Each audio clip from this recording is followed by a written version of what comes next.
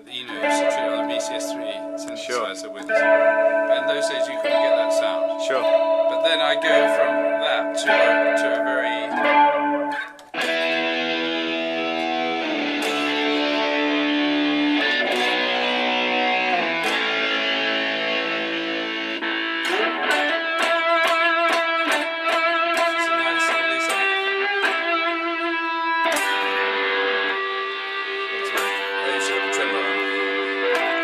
then one of my favourite things, which is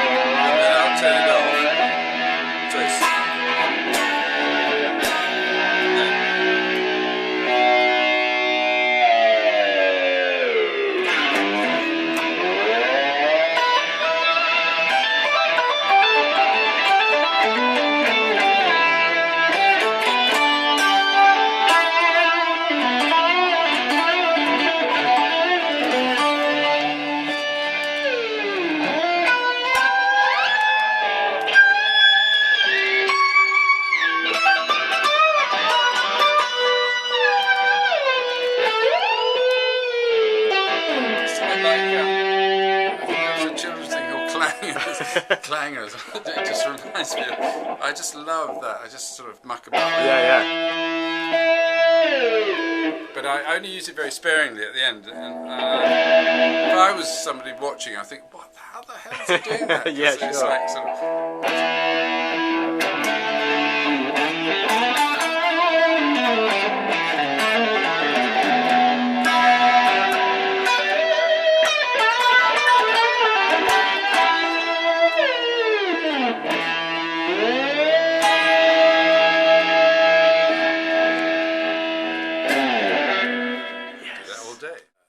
the Roland Chorus Echo, I had one right from the beginning.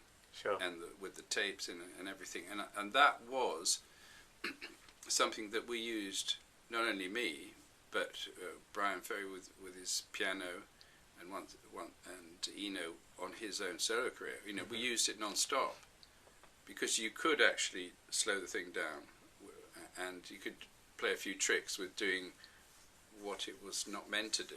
So you always take equipment and do what you're not meant to do with it.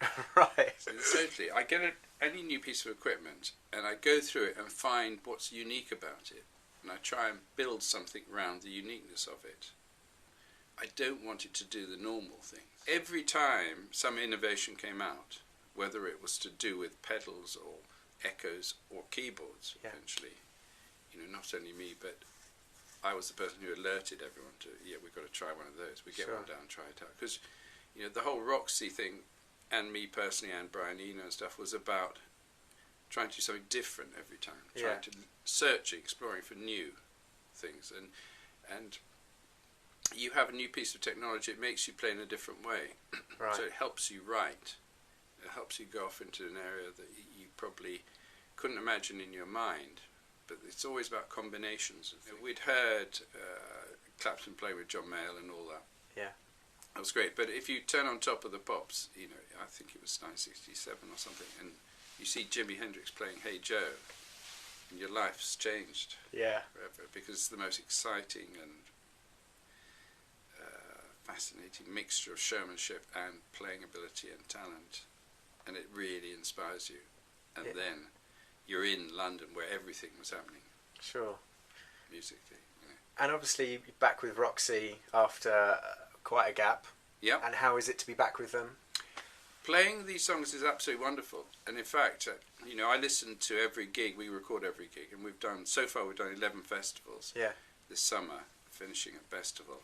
And when I listened to the Festival gig, it was the best. It was. You know, by that stage we'd all were played in. Sure. The playing was great. Brian was singing fantastically. Well, there's loads of really great bands. I mean, one of the problems is that there's so many. I mean, I love Hot Chip. I like the Foals. I like. Well, I'd have to look at a list because there's actually so many.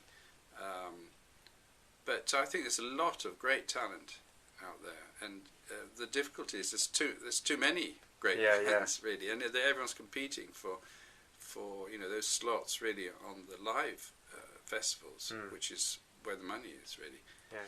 Well, no, Radiohead are total heroes basically. They're really, everything about them is what it is a blueprint for what it should be. You should be in a band. They're their own people, and they've got integrity, and they're great musicians. I mean, yeah, but there's not many Radioheads. Yeah, that's true. But no, they are unique. It's fantastic. Yeah. Long may they sail in wherever seas. Yeah. And the roadie I had at the time, I was reading through one of the magazines and said, "Oh, there's this thing the Roland invented called a VG. What's it called? The amp that I had, VG7, is it? The amp, the Roland amps that are anyway, and a Roland Ready Strat thing you plug in." Yeah. I said, what? And so we realised that actually we didn't need to take 8 guitars and 5 different amps. We could actually try and model it. And in particular, there was a song called "In Every Dream of My Heartache," which had different tunings.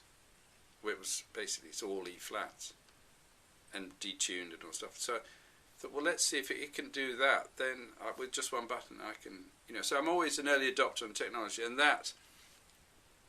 I realised it had a few unique, good sounds to it. VG99 had just come out.